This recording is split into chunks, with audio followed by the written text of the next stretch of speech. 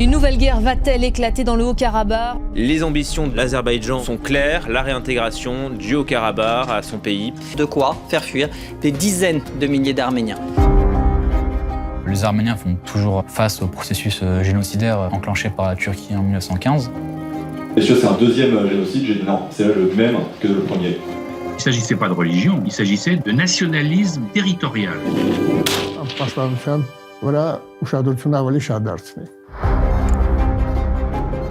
Թուրքիան կանել է Ադրբեջանի սատար ամեն մի բանով։ Գտնում ենք, որ կոնֆլիկտը ավարտված չէ։ Ամբողջ շրջապատված է, ստեղ։ Personne ne va nous aider. Les seules personnes qui peuvent nous aider, c'est nous-mêmes. C'est pour ça que les Arméniens ont raison d'être inquiets.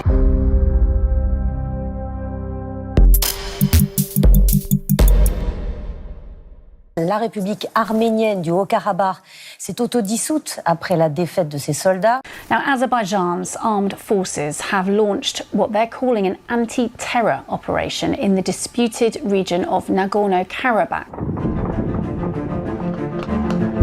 Cela a été annoncé comme le dénouement d'un conflit vieux de plus de 30 ans. Le 19 septembre 2023, l'Azerbaïdjan envahit entièrement la région du Haut-Karabakh après un blocus de plus de 10 mois.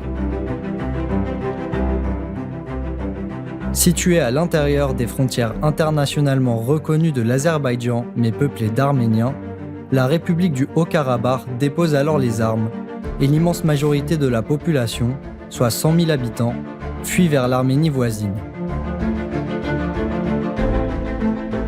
Mais avec cette invasion et la fin de la République du Haut-Karabakh, le conflit est-il véritablement fini ?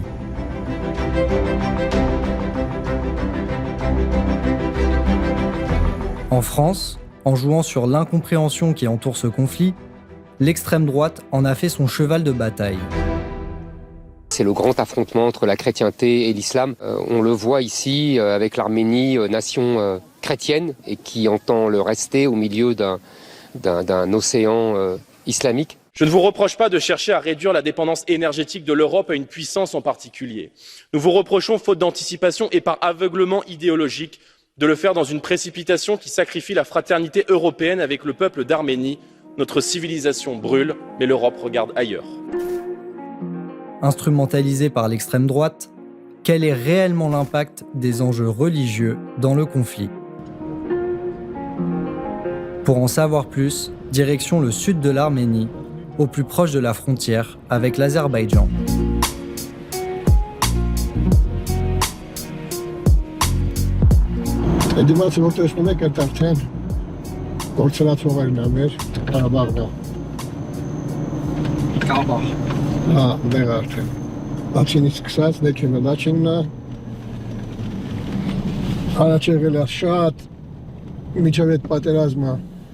Ահագին հեռու էր սահմանը, բայց հիմա եկել է մտել է մեր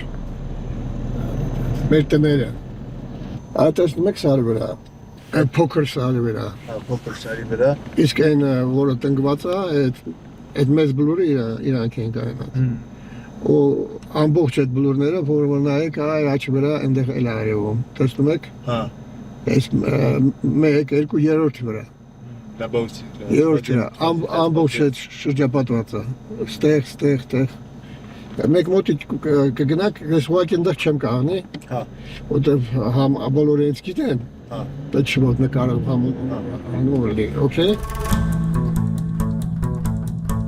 Dans les montagnes de la région du Syunik, qui borde la frontière avec le Karabakh, Levon, qui souhaite rester anonyme, nous guide à travers les routes où se succèdent petits villages et postes frontières.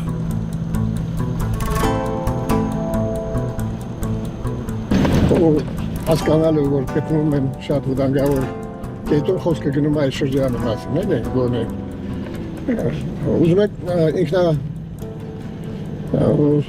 ինքնակազմակերպեն կարողանա դիմադրեն, որովհետև շատ գյուղերը գտնվում են սահմանից շատ մոտիկ, տներ կա, որ 150 մետր, տներ կա 500 մետր, ամջական Հարվածի տակ ենք։ Այս բլուրի վրա, այս ոչ դեմի բլուրը։ Այս մեր վրա նայում եմ, դեռ մի հատ պուլեմետով ստեղ պահում է, ոչ ոք չի կարա դուրս գա։ Ներքևը գյուղն է, էլի։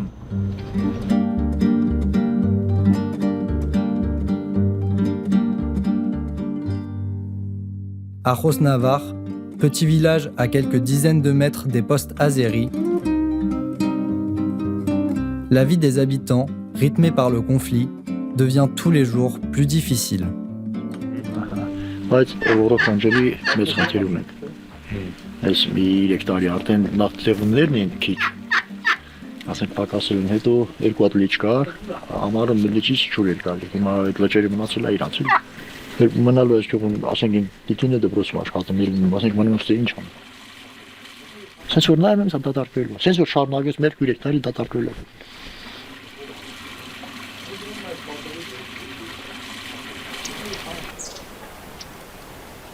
Մենք համագործակցում ենք իրանց հետ։ Հա, գյուղում էլ կա ինչ-որ աշխարհազոր են ստեղծալ, բայց մեծ մարդիկ են ապրել, 80% որ խոտանել է։ Որ ասում է, գյուղերում չովան չեն թողել բերել բարեկ են սարքել Երևան։ Հիմա էլ դրանցն է։ Ում եմ վստահել սահման։ Չեմ ուզում ունենամ, թողան իրանք իրաց աշխուժ դենան, ինչա կատարում։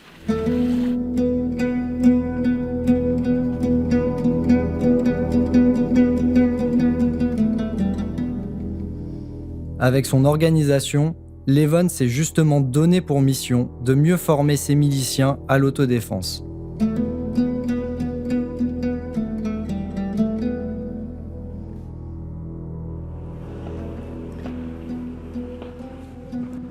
Au contact quotidien avec la ligne de front, il a accepté de nous parler de ses activités à visage couvert, afin de se protéger contre d'éventuelles représailles. Մեր կազմակերպությունը բարեգործական հիմնադրամ է։ Հիմնվել է ամիջապես պատերազմից հետո։ Նպատակն է, որ օգնեն ժողովրդին պատրաստվել ինչ-որ դիմադրությունների։ Գիտելիքներ ենք տալի տարբեր ուղղություններից, քանի որ գտնվում ենք ռիսկային մարզում, ոնց իրենք կարան կազմակերպեն, ինքնակազմակերպեն, ինչպես կարան իրար հետ կապ հաստատել եւ այլը, առօրյա աշխատանք։ Membre d'un groupe de volontaires qui a combattu durant la guerre de 2020, Levon et ses frères d'armes ont décidé de s'installer durablement dans cette région après la guerre. Malgré les promesses de paix en cours entre ces deux pays, cette zone présente toujours, selon lui, un haut risque d'invasion militaire. Եթե դուք քարտեզը նայեք իմ հետևից, դուք տեսնեք, որ միջև պատերազմ սահմանը այս մարզից բավականին հեռու է, հարյուրավոր կիլոմետրներով, կորցնելով նամանավան վերջի իրադարձություններից հետո կորցնելով Լերովին Արցախը, սահմանը մոտիկացել է անմիջական մարզին, որտեղ դիրքերը չեն եղել պատրաստ։ Սահման որպես սահման գոյություն չունի հիմա, որովհետև չի հասկացված ոչ դելիմիտացիա, ոչ էլ։ Cette absence de frontières officielles a placé cette région dans une course à la militarisation, une guerre de drapeaux où chacun aménage le plus rapidement possible ses positions et construit des infrastructures pour légitimer sa présence. Une course que remporte aujourd'hui l'Azerbaïdjan. Mais pour réellement comprendre la situation dans cette région, il nous faut revenir plus de 100 ans en arrière. En pleine guerre mondiale, l'Empire ottoman, mené par le mouvement Jeune Turc, procède au premier génocide du XXe siècle sur les Arméniens de l'Empire. Certains des survivants au massacre fuient vers les territoires de l'Arménie actuelle, dans le Caucase, sous domination russe.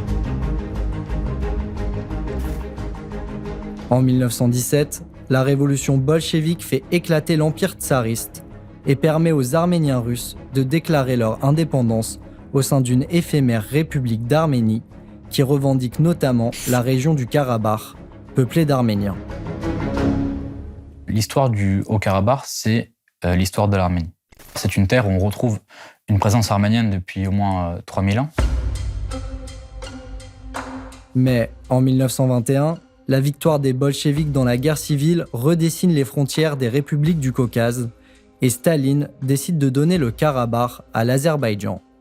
D'après ce qu'on croit savoir, il s'agit de faire une bonne manière aux nouveaux dirigeants turcs, avec lesquels Staline est en pleine négociation. Et à partir de ce moment-là, les Arméniens du Haut-Karabakh ont vécu sous domination azerbaïdjanaise et ont été placés comme des citoyens de seconde zone, où ils n'avaient pas le droit de parler arménien en public, ils n'avaient pas accès à des livres arméniens, il n'y avait pas d'école arménienne, interdit de pratiquer leur religion, leurs biens culturels étaient détruits ou appropriés. Dès 1988, la politique de la perestroïka, qui dessert l'emprise de Moscou sur ses républiques satellites, entraîne un ravivement des tensions. Il y a quelques morts au Karabakh et les dirigeants nationalistes azerbaïdjanais de l'époque, on est en 88, lancent un véritable pogrom dans une ville au nord de Bakou contre les Arméniens. C'est le pogrom de Sumgait, avec plusieurs centaines de morts, semble-t-il. À partir de là, tout s'enchaîne. Le conflit devient ouvert et début 1991, les Arméniens du Haut-Karabakh proclament leur indépendance. À la fin de l'année, l'éclatement de l'URSS entraîne le retrait des troupes d'interposition soviétiques. Résultat, les deux peuples se retrouvent seuls dans un affrontement qui va donner lieu à une guerre. En gros, une guerre qui dure de 91 à 94, jusqu'en mai 94, et dont les Arméniens sortent victorieux. Ils sont aidés par la diaspora, ils ont des stocks d'armes assez importants, et ils sont très bien organisés et très volontaires. En 1994, une ligne de cessez-le-feu entre la République indépendantiste et l'Azerbaïdjan est établie, et pendant 30 ans, la situation est gelée. Mais en 2020, une offensive massive de l'Azerbaïdjan permet à son armée de conquérir plus des 3/4 du territoire indépendantiste. Le nouveau cessez-le-feu signé en novembre 2020 est une défaite arménienne. Seulement relié au reste de l'Arménie par le mince corridor de Latchine, le Haut-Karabakh subit à partir de décembre 2022 un blocus total par l'armée azerbaïdjanaise qui se termine en septembre 2023 par l'invasion totale du territoire et la fuite de ses habitants.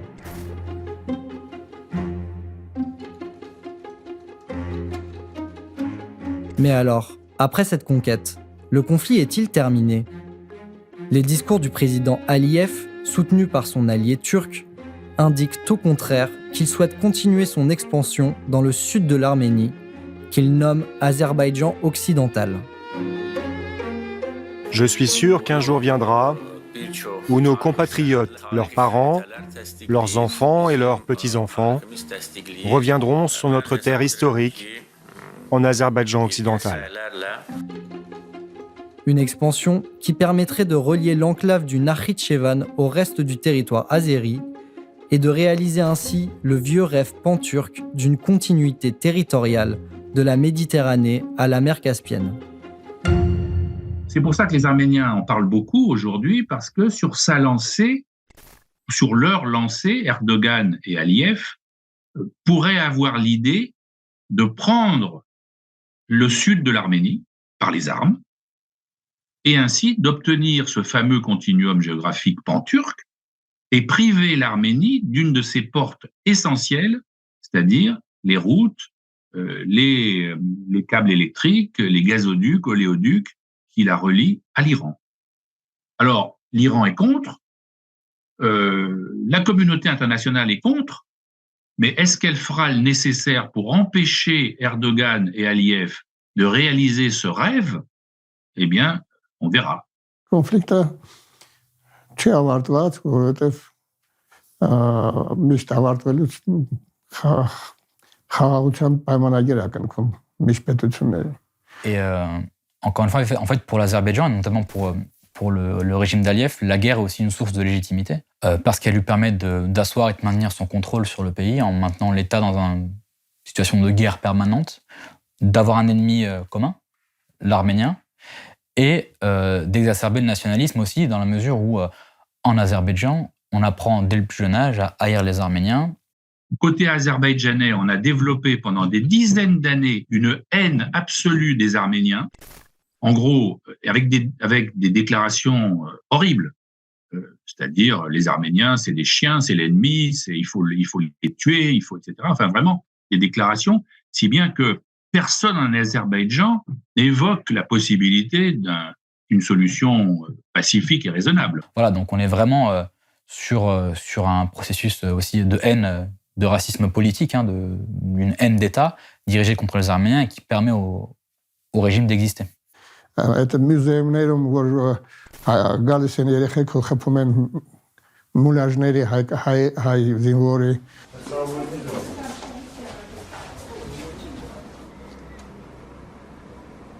դա ասում են համասին որ ժողովուրդը չի պատրաստվում խաղաղության. Face à la menace ouverte de leurs voisins, des groupes de volontaires comme celui de Levon se forment dans tout le pays. À Yerevan, la guerre de 2020 a incité de nombreuses personnes à s'engager dans des formations à l'autodéfense. L'une de ces organisations, Médecins Tigran, propose tous les dimanches des entraînements dans les environs d'Erevan. Մեծն Տիգրանում ուսումնական ծրագրերը ամբողջովին կամավորական հիմունքներով են եւ ընդհանրապես ոչ մի պարտավորություն բացի նրանից, որ այն ժամանակը, որ իրենք պիտի տրամադրեն մեր մոտ ուսումնական ծրագրերին, տրամադրեն շատ լավ, հնարավորինս շատ գիտելիքներ ստանան։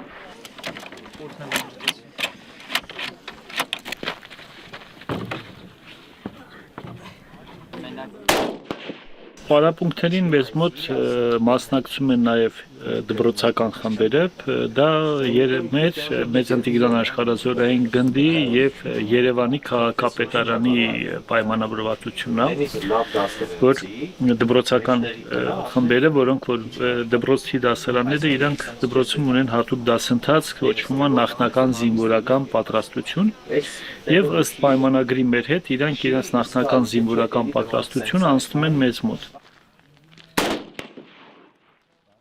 Od ենք տալիս։ Ու գնացի։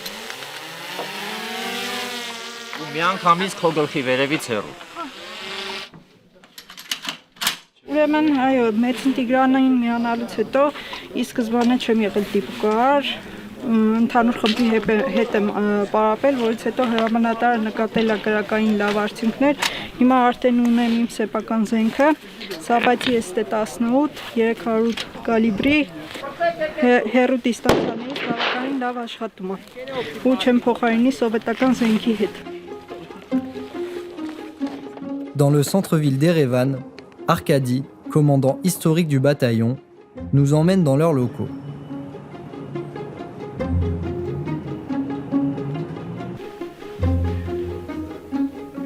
Մենք իրականացնում ենք այդ ասած դրոնների դասընթացները։ Սա մեր գնդի անցած ուղին է, մարտական ուղին 90 թվականից մինչև այո, բանով անհրաժեշտությունը կամավորականների ինչու՞մ է կայանում առաջերտին դա օժանդակություն է մեր բանակին։ En fait, l'armée arménienne, c'est pas une armée de métier. À part les forces spéciales et quelques unités, mais elle fonctionne sur la conscription. Et c'est là toute l'utilité des groupes de volontaires, parce ils ont l'expérience, ils ont les capacités, les tactiques, le commandement pour venir en soutien à l'armée. Donc on est sur une démarche essentielle en fait de complémentarité. Mais même si ces organisations jouissent d'une forte popularité et sont reconnues par l'État, elles ne bénéficient d'aucun financement public.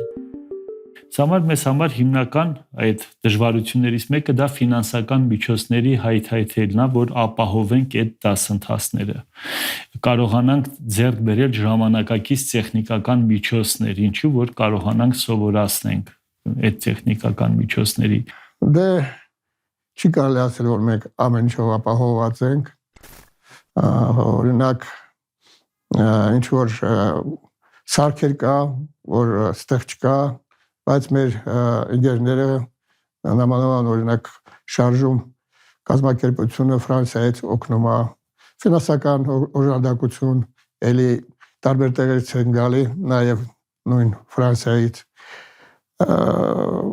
հաղթահարում ենք։ À Paris, nous rencontrons les militants de Charjoum, une des organisations qui milite pour la reconnaissance de la cause arménienne. Le soutien aux bataillons de volontaires est au cœur de leur combat. Trop souvent, le peuple arménien, en tout cas certaines parties du peuple arménien, ont eu tendance à attendre que ce soit d'autres personnes qui nous protègent. Des fois, on s'est dit que Dieu allait nous aider. Des fois, on s'est dit que les États-Unis allaient nous aider. Souvent, on s'est dit que la Russie va nous aider. Les seules personnes qui peuvent nous aider, c'est nous-mêmes. Et nous, on travaille avec plusieurs de ces bataillons. On travaille en totale transparence avec eux. Ça veut dire qu'on les rencontre régulièrement. Ça veut dire qu'on discute avec eux. On essaie de comprendre leurs besoins. En fait, le mouvement a été fondé sur le constat qu'il fallait porter un autre discours que le discours qu'on tenait classiquement dans les associations, organisations arméniennes traditionnelles, qui était le discours uniquement porté sur la mémoire du génocide, la mémoire des crimes, et qui concevait les Arméniens d'une façon collective uniquement comme des victimes. Typiquement, un exemple qui a eu des conséquences dramatiques, c'est le fait que la France a vendu des armes à l'Azerbaïdjan et que les organisations arméniennes classiques ont gardé le silence, se sont tues sur ces deals entre la France et l'Azerbaïdjan, au nom, soi-disant, d'une bonne relation entre la communauté arménienne et le gouvernement français, notamment sous la présidence de François Hollande. Les membres de Charjoum doivent également se battre contre la récupération politique de l'extrême droite, qui limite aussi le soutien d'une partie de la gauche à la cause arménienne. Sur le discours de guerre de civilisation, ça c'est une énième tentative de l'extrême droite de s'approprier la défense du peuple arménien. Le soubassement idéologique du conflit, c'est le génocide, c'est le racisme, c'est la domination coloniale. La cause arménienne, c'est une cause d'un peuple opprimé, donc d'un peuple qui lutte contre l'impérialisme, le racisme, le capitalisme couplé à la raison d'État. Donc des causes en fait qui sont à des années-lumière des théories farfelues de l'extrême droite. En plus, les Turcs de Turquie sont plutôt sunnites, les Azéris sont plutôt chiites, parce que ils ont été longtemps sous l'influence de l'Iran. Donc on a une situation qui est complexe, y compris du point de vue religieux. Je pense que la gauche française n'a pas compris que la lutte du peuple arménien est une lutte anti-impérialiste et qu'elle a accepté la lecture de l'extrême droite, voire de la droite, qui consistait à dire que c'était uniquement une guerre de religion. C'est pratique, c'est facile de mettre ça sur le compte de la religion, alors qu'en fait, c'est des questions politiques, stratégiques, territoriales, au départ. Ces questions politiques et stratégiques ne peuvent être comprises qu'en prenant en compte le rapport de force profondément déséquilibré entre les deux belligérants. L'Arménie, 3 fois plus petite et moins peuplée que l'Azerbaïdjan, ne dispose ni des ressources ni du budget que son voisin tire de ses champs pétroliers. Et ce déséquilibre économique a des conséquences directes sur le conflit.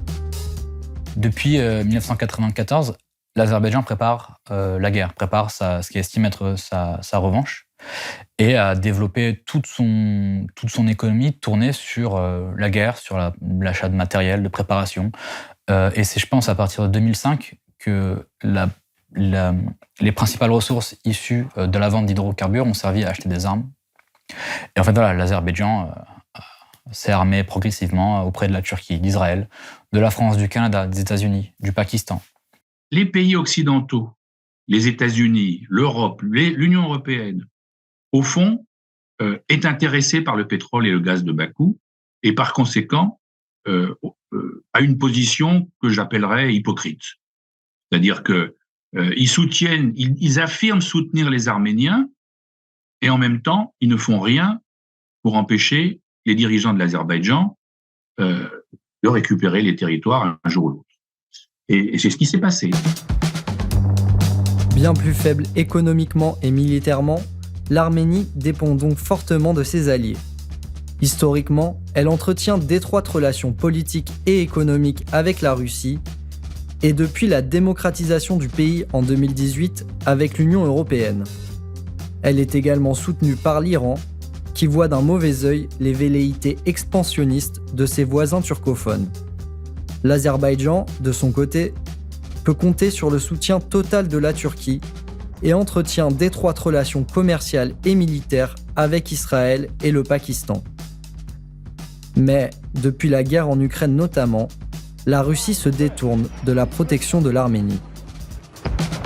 La Russie contourne les sanctions européennes et onusiennes en transférant son gaz à l'Azerbaïdjan, qu'il revend à l'Union européenne. Donc, pour envoyer son gaz dans l'Azerbaïdjan, il faut mieux être allié de l'Azerbaïdjan. Et encore une fois, on paye aussi le prix de ces arrangements économiques.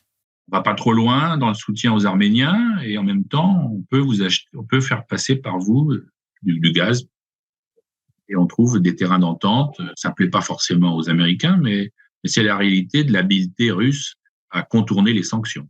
En fait, les Arméniens sont toujours les grands perdants des jeux de stratégie, de géopolitique internationale. Donc,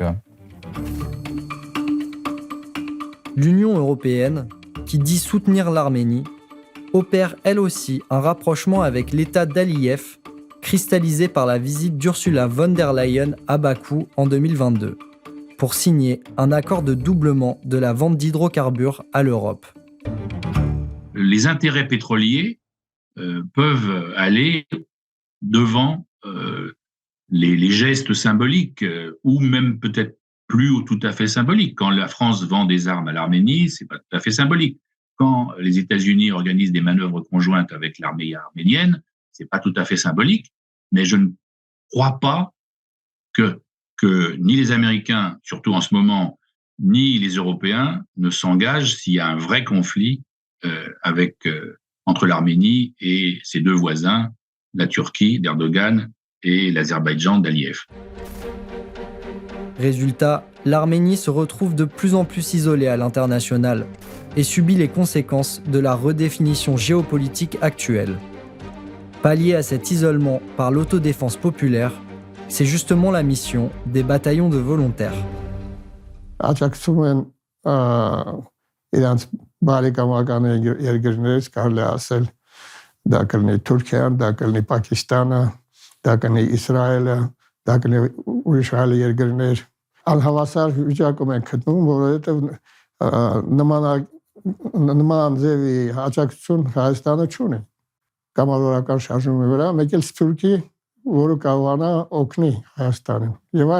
La diaspora doit jouer un rôle dans la protection de l'Arménie et du peuple arménien. Il y a plein de façons de faire. Il y a eu énormément d'initiatives en ce sens. On peut penser tout d'abord au fait d'alerter les autorités de son pays sur les crimes commis par l'Azerbaïdjan sur les Arméniens, mobiliser les pouvoirs publics, dénoncer les accords entre son État et l'Azerbaïdjan. On peut penser aux ventes d'armes, exposer le lobby azerbaïdjanais, d'une manière plus matérielle aussi, envoyer de l'aide en Arménie.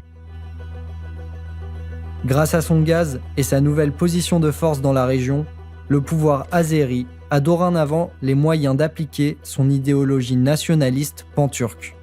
Une idéologie dans laquelle la présence arménienne constitue un obstacle à effacer. Il faut obliger l'Azerbaïdjan à respecter les frontières et il faudrait aussi convaincre les Azerbaïdjanais, le pouvoir azéri, de ne pas détruire les monuments arméniens qui sont sur leur territoire.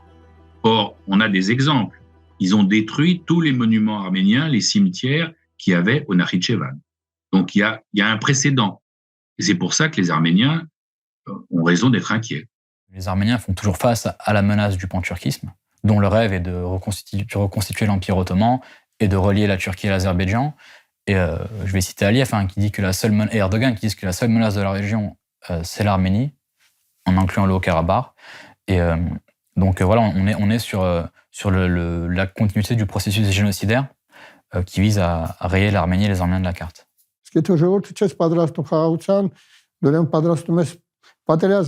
ոնց պիտի փոխեն 30 տարվա քարոզությունը դեպի խաղաղություն, ես չեմ պատկերացնում։ Ուստի մենք էլ պետք է հասկանանք, որ այդպես բան հնարավոր է որ լինի, իսկ եթե հնարավոր մարտահրավերներ կան, ուրեմն դու պետք է կարողանաս դիմադրես։